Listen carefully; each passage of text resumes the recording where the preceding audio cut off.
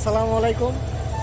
আজকে আমাদের যাত্রার দ্বিতীয় স্টেপ শুরু হচ্ছে বিমানবন্দর রেলওয়ে স্টেশন থেকে। আপনাদের সাথে পরিচয় করা দিয়ে আমাদের টিম মেম্বার আজকে আমরা 9 জন যাচ্ছি শ্রীমঙ্গলের উদ্দেশ্যে। এ হলো আমাদের দয়াল বাবা মিস্টার রুবেল সাহেব, কোচি এলাকার একমাত্র জামাই, গণ্যমান্য ব্যক্তি। ওনার সাথে তো আপনার পরিচয় করা দেওয়া হয় নাই। ওনার মামা শ্বশুর, জাতির মামা এখন বর্তমান হলো সবার জাতির মামা। দাদা আগেই পরিচয় করাইছি, ওনাকেও পরিচয় করাই দিছি। আমাদের স্যার বর্তমান, এই যে ভাই আছে, বড় ভাই, আমাদের একমাত্র সিনিয়র ভাই মনির ভাই, এই যে মামুন ভাই। ইনশাল্লাহ দেখা হবে আপনাদের আবার। নায়ক, এই যে নায়ক, আমাদের হিরো, একমাত্র হিরো। আমরা সবাই বডিগার্ড হিসাবে বলতে পারেন। ইনশাল্লাহ দেখা হবে আবার পরবর্তীতে।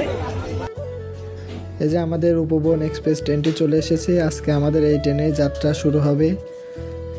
এই যে আমরা ট্রেনের মধ্যে উঠে পড়েছি, আমাদের যাত্রা শুরু হয়ে গেল। সবাই দোয়া করবেন, ইনশাল্লাহ দেখা হবে শ্রীমঙ্গল স্টেশনে।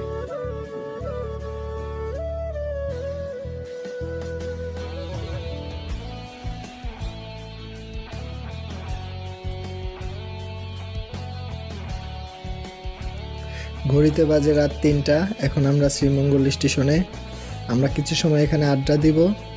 আসসালামু আলাইকুম। আমাদের সকালের নাস্তা খিচুড়ি। দাম কত?